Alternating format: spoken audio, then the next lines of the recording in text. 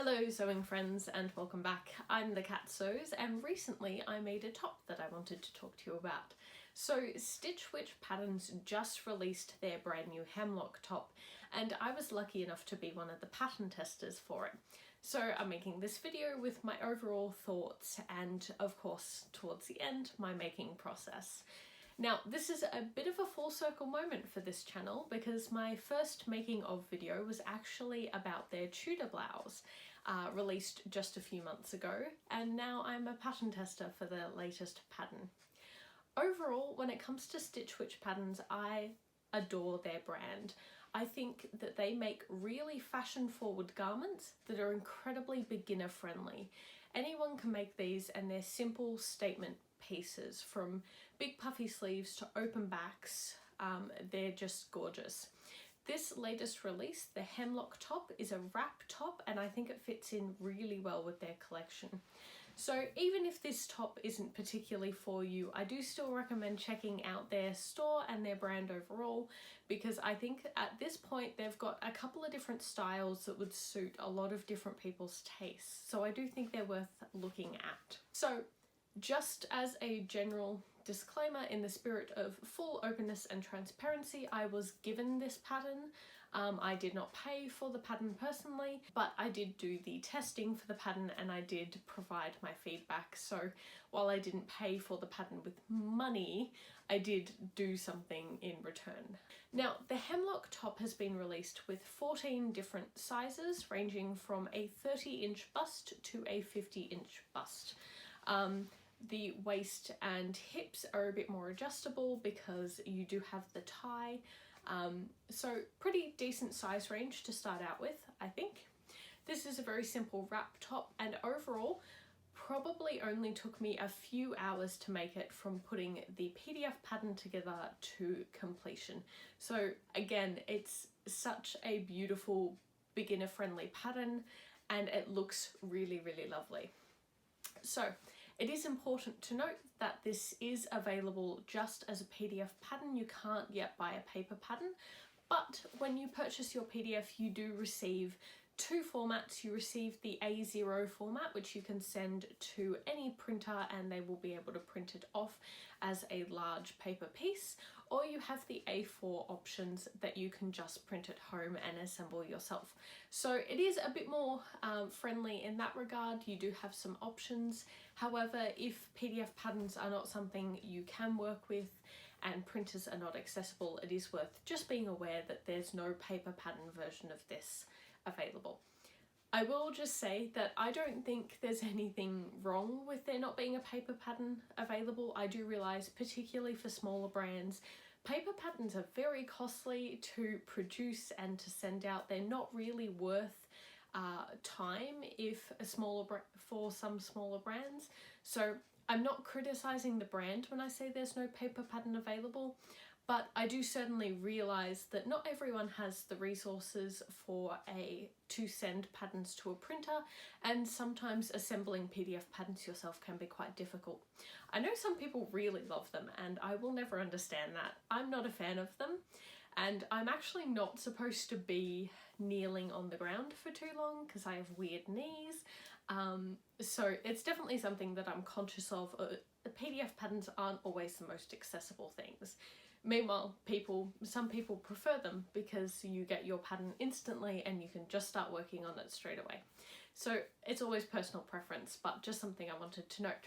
So this pattern calls for between 1 meter and just under 2 meters of fabric, depending on what size you're making. I will say, the way this pattern is made, it's a bit of a kimono style sleeve. So the sleeve is joined to the bodice piece. There's no seams. It's all cut out as one thing, which is really actually quite easy because, you know, who actually wants to set in a sleeve? I don't find them that difficult, so I'm not fussed about setting in sleeves, but I know some people really don't like it. So you don't have to set in a sleeve, it's all one piece, but I do recommend sticking to the recommended fabric amount and paying attention to the width of your fabric as well, because I believe this calls for 159 inches of fabric, but I could be wrong. I will double check and I'll let you know below, but also if you buy this pattern, it'll be on the instruction booklet. Do pay attention to that width, because you're cutting out your bodice and your sleeve all as a single piece. You do actually need the fabric width and length, because that it does translate to quite a large pattern piece, and you can't quite jigsaw the pattern pieces in the same way when you have such large pieces to cut. So I definitely recommend sticking to the recommended width and length of your fabric. Now, I made mine out of an ombre linen cotton blend from Fabric Deluxe, who I will link down below. I love their fabric and I love their service. They always ship things out really quickly, and they have some really exquisite fabric.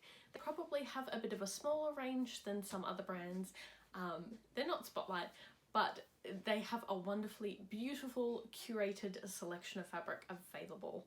So I made mine out of an ombre, kind of light to dark teal fabric, and it turned out so dang comfy. It is like secret pajamas, because the linen is really beautiful and comfortable, and the style of the top is very kind of breezy and flowy and not tight fitting if you don't want it to be.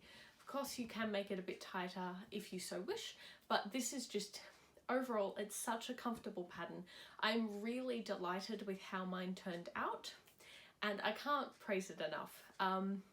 I definitely think overall, moving forward, I'm going to aim to make some more tops and some more generally wearable pieces to add to my wardrobe, because I feel like this happens to a lot of people. When I started sewing, I started making off all the pretty dresses that I really liked, and now I'm at the point where I'm starting to realise that those pretty dresses are great, but they're not so good for everyday, and I actually need to start incorporating some everyday pieces into my wardrobe, like t-shirts or pants.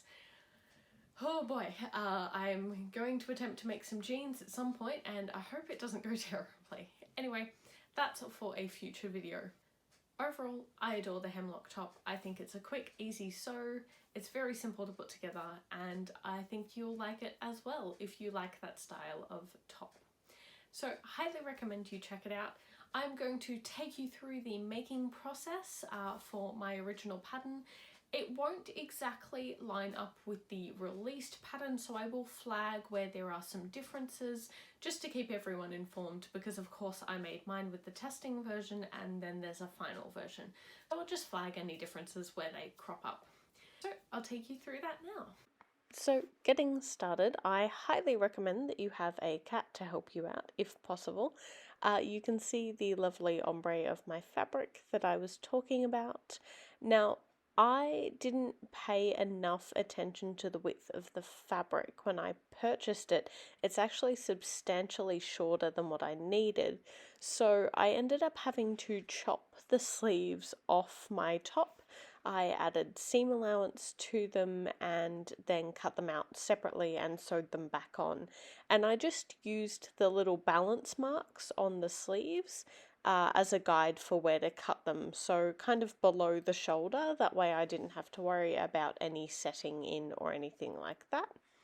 And I knew that I wanted to have my gradient running down my body, and also wanted it to be even running down my body all the way across, which did limit how I could use my fabric and kind of jigsaw my pieces, but I really loved the way it turned out, so definitely worth it.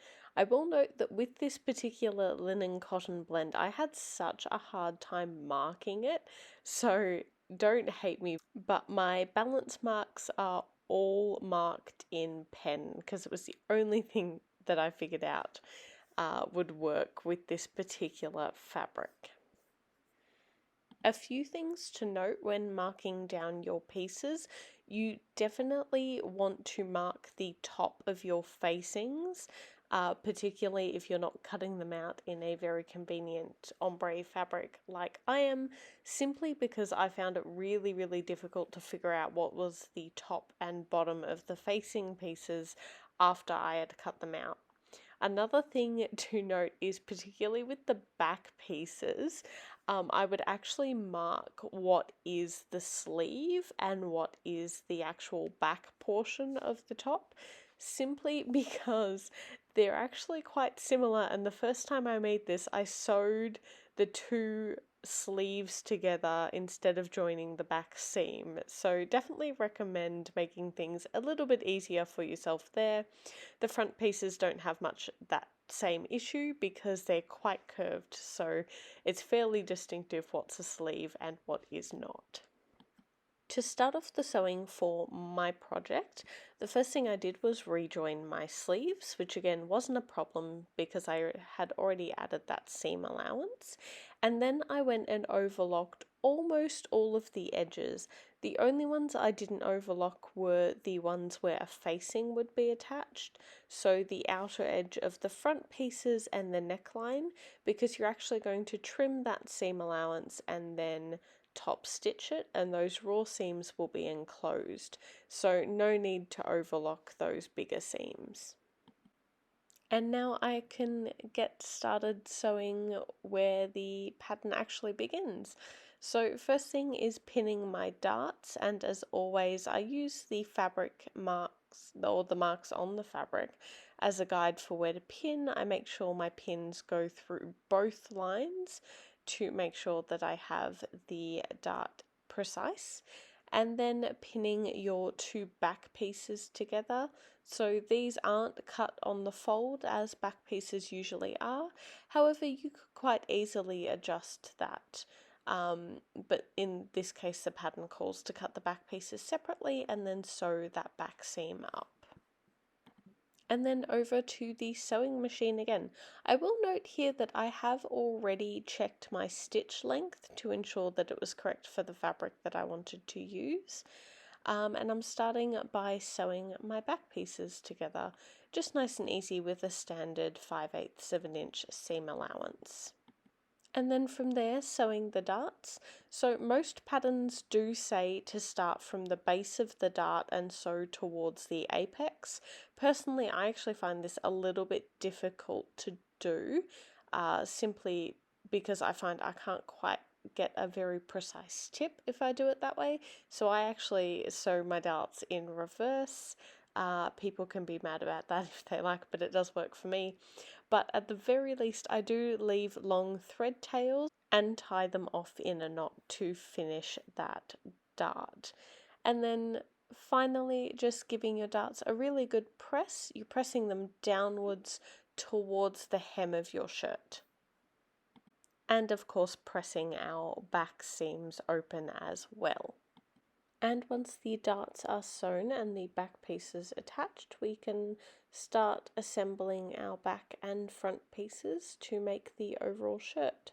So the first step here is pinning the shoulder seams and then the side seams. Now I will note, you'll notice as I'm working through this a little bit, my front arms are a little bit shorter than my back piece arms. So in some regards this might be easier to pin the shoulder seams, sew those, and then come back and pin the underarm and side seams, but it just depends on what works best for you. Another area to be aware of in this particular instance is where the dart is. You will just need to take a bit of additional time here and make sure that the fabric doesn't get bunched up. Purely because there is a bit of extra volume in that underarm portion where the dart is, and so I do recommend just taking a bit of extra care. As usual, this seam is sewn with a 5/8 of an inch seam allowance. The pattern does recommend that you trim the seam allowance down to 1 centimeter or 3/8 of an inch after sewing it, and then finish off the seams, just for the side seams, not for the shoulder seams. So that would be a good place to overlock it if you were wanting to wait. Personally, I didn't find any issues with leaving these seams at a regular length and just pressing them to both sides, so it really depends on personal preference here.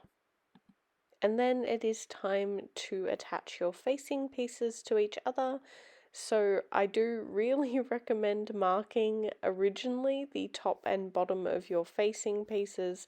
I found that was a lot easier to deal with the second time round when I made my actual version. You'll also notice that I've only overlocked the outer edges of the facing pieces. The inner edges that will actually be sewn to the garment will be top stitched again, so the raw edges will be enclosed. And then once the facing is prepared, just give it a quick press at the seams, and then you're ready to attach it to your garment. So when I work with my facings, I always start from the shoulder seams, and you'll notice that the seams on your facing will align with these shoulder seams. So those are always the 2 points that I put together first, and then I just work around the rest of the garment and pin it all to the edges.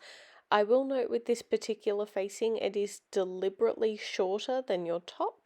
This will just mean that the facing won't interfere with the bottom of your hem, and it keeps some of the bulk down, so this is actually a good thing.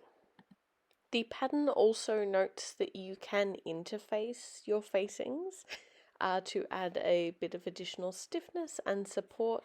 I chose not to with this particular fabric because it is so nice and light and flowy. I wanted to keep it that way, but if you were looking for a bit more structure in the neckline, this is certainly an option to keep in mind. Once your facing has been attached to your garment, it's then recommended to trim down your seam allowance to about 1/4 of an inch, or roughly half of what it previously was. And then from there, we're going to understitch the seam allowance to the facing. So to get started, I recommend ironing your facing flat and ironing the seam allowance towards the facing so that basically everything lies flat and your facing lies in line with your garment. Then from there, essentially what you're going to do is take your presser foot and as close to the seam as you can, you're going to sew your seam allowance to your facing piece. And this is just going to help it turn in a bit more smoothly. The following step from this is actually to top stitch it. So I don't necessarily recommend doing both of these steps. The understitching is going to help your garment turn out a lot smoother and a lot easier. And the top stitching does look really nice and helps it stay down. I would possibly recommend top stitching. And then if you're interested in doing a bit of hand stitching, I would recommend doing some very small whip stitches along the very inner edge of the facing to help hold it down and make sure it doesn't flip to the outside and become visible while you're wearing your garment.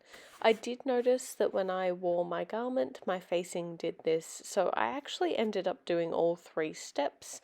I did my understitching, my top stitching, and then I did a lot of hand sewing just to make sure that that facing didn't turn out. So I probably recommend doing 2 that really work best for you to try and limit the amount of additional attachment that you need to do for your facing piece. At any rate, if you decide to understitch this step, my recommendation is definitely, you'll notice I'm holding the 2 sides of my fabric taut. This is just to ensure that my seam allowance is very smoothly sewn onto my facing, and so no stitching is visible from the outside and I don't get any bumps on the outer edge of my garment. Following that, I did iron my facing towards the inside of my garment. I promise, I just forgot to take any footage of it. And I did ensure that my facing was ironed just a little bit to the inside of my shirt so that none of it was visible from the outside. And then I went and top stitched everything at just under 1/4 of an inch seam allowance. So this will be visible from the outside of your garment, but I've always said that I like a bit of decorative top stitching. Particularly a nice easy way to make this a bit more special is to use a contrasting thread. But as I noted, you'll notice as I'm going through, there's still quite a lot of facing that is hanging loose that can easily turn around and be visible from the outside of your garment, which is again why I did go through and hand stitch that inner edge down. And now the main body of your shirt is all assembled.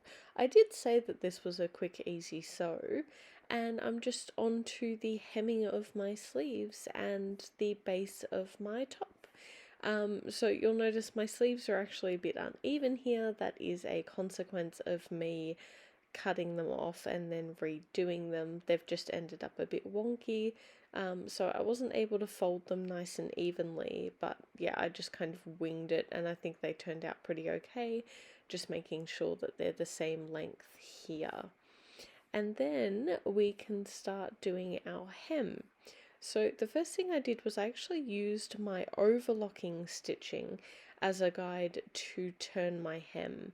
I find that my overlocker stitches are about 1/4 of an inch in width. So obviously very handy for turning things over 1/4 of an inch. And then from there I turned it over a further 1/2 an inch. I actually used the facings as a guide for this. Basically the gap between where my facing ends and where my shirt ends is where I folded up. And then I just went and sewed my hem at about 3/8 of an inch, just shy of the 1/2 inch that my hem turned out. The pattern does actually tell you to turn the hem out a full inch, but I just found it was a bit easier with where my facings were to go with my 1/2 inch length. And then hemming the cuffs of my sleeves, I just used a 1/4 of an inch seam allowance. I found that this was the best way just to ensure that they didn't get bunched up when trying to hem them, and I'm very sorry that my hand is in the way for that entire process. And finally, because I'm going to say it for absolutely ever, giving everything a really good press. And next up we can move on to our belt. So I did cut this in the same way as my shirt, with the ombre going down towards the bottom edge. We're just going to pin the short ends of our 2 belt pieces together and sew them with a standard 5/8 of an inch seam allowance.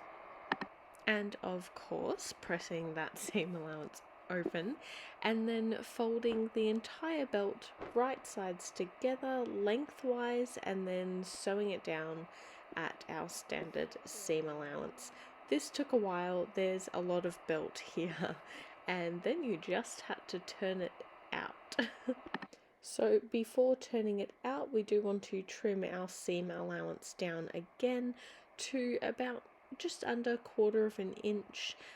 This will just reduce the bulk in the belt overall and also make things substantially easier to turn out if you're not dealing with a large seam edge as well. And once that is done, we can turn the belt out, which I will warn does take even longer than sewing the pieces together, and unfortunately I don't think you can do this with a loop turner. Honestly though, I have no idea how to use my loop turner, so I have no idea what I'm talking about. This belt is wide enough to just turn with your fingers, so aside from a lot of time, I didn't find this terribly difficult to do. Once done, I gave my belt a really good press with the seam in the center of the back of the belt. That's where I wanted it to lie.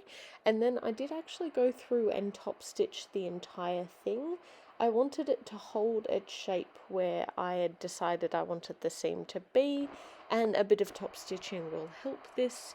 You can also just press the belt completely flat with the seam allowance to one side so it runs along the edge. This is just the way I chose to do mine. And then the pattern does call for belt loops, however I didn't do these. I actually created little ties for the edges of my shirt just to help keep the two sides in place a little bit better and make sure that things don't get a little bit more revealing than I would like during the day. So I just created little strips of my fabric, and with the same process as my belt, I sewed them right sides together, trimmed down the seam allowance, and then turned them out. In order to turn them out, I actually used a steel straw that I had and a skewer. You have seen me use this technique before if you watched my Sicily slip dress video. Definitely follow me for more kitchen sewing hacks, because apparently I can't figure out how to use a loop turner, but I can figure out how to turn common kitchen items into sewing implements. So basically I just threaded my straw through the middle of my strap, and then I used my little skewer to push the ends of the strap inside the straw, and then basically pulled it inside out, and all was done. Then from here I figured out the best placement for my straps, basically just by trying my shirt on and saying, yep, I think this will work right. And then I attached all four of them. So I'm just lining up the front edges of my shirt to make sure things are in the correct spots. I did slightly mess it up, if you'll notice. So I attached two to my facing, or the outer edge of my top, which is correct, but then I also attached the other two to the inside of my shirt, which was incorrect. So I should have attached one to the inside of my shirt, and I just used my side seams to as an attachment place, and I also should have attached one to the outside of my shirt. But I didn't realize this until it was too late, and now I have to fix it. But it works pretty well. I'm really happy with the addition of these ties. The final thing that the pattern recommends to do is actually attach a clasp to the very front crossover point of your blouse, just again to keep things nice and secure. I think I will probably add this after wearing it a few times, just so I don't have to worry about it throughout the day. I think I'm probably more concerned about the wrap top than necessary. But yeah, just for that additional peace of mind, I think I will go ahead and add a clasp to my top in the near future, aka when I get around to it.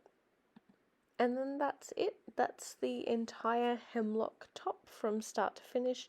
As I said, this is a really quick, easy make, and I absolutely adore how my finished product turned out.